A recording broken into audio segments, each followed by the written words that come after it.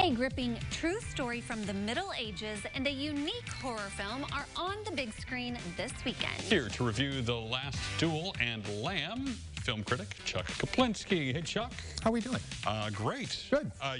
Just before we went on, you were singing the praises of one of these two films. Yes. Is that the one we're going to start with? Yeah, I don't want to give anything away. Yeah, let's start with The Last Duel. And this is the time of year that I love because we start getting the really good stuff. Last week we had the James Bond film. Next week we have Dune, which we'll talk about then, obviously. This week we have The Last Duel, Ridley Scott's true story from the Middle Ages that's told in a very unique way. We have Matt Damon as Jean de Carlou. I was always told that you sound like Pepe Le Pew. It really sounds the authentic French accent. Yeah, sure. Jean de Carlou. He is a nobleman. He's basically a mercenary as well. He's always wronged. He always feels as though he's getting the short end of the stick. He doesn't get the praise he deserves. He always is unfairly taxed, and he is always the victim. And he marries that woman there, Marguerite de Caisson, played by Jodie Comer. And he feels as though his reputation will be saved then.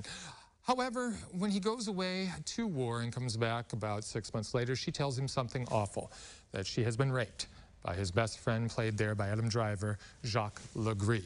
And of course, he is wronged again.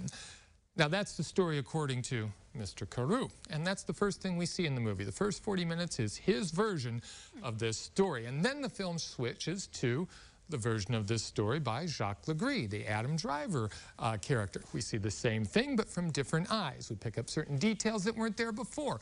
We get a completely different perspective of what happened, and then we get the woman's point of view. The last part of the film is her point of view and her perspective of everything that's happened.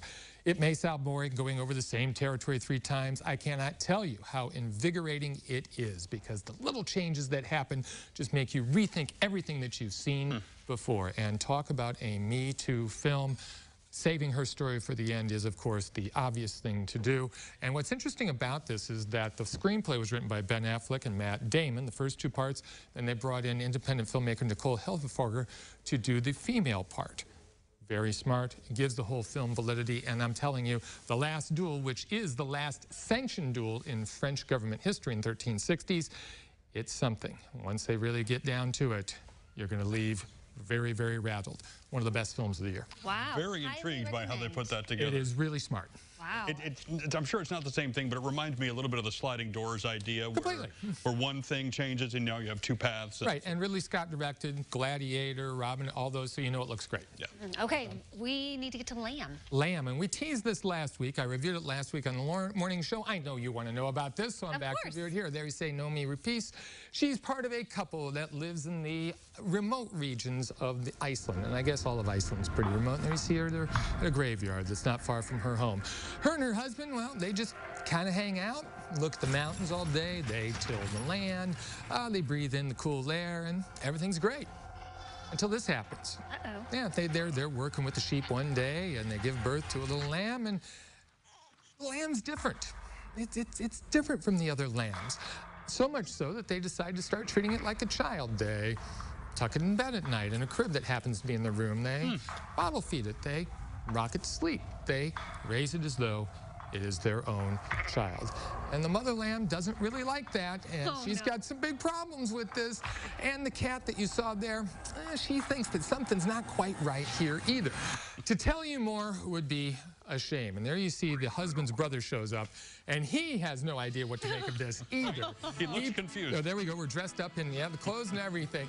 He is confused. And the brother is basically our surrogate because he's asking all the questions we have. Like I say, to say anything more would ruin the surprises.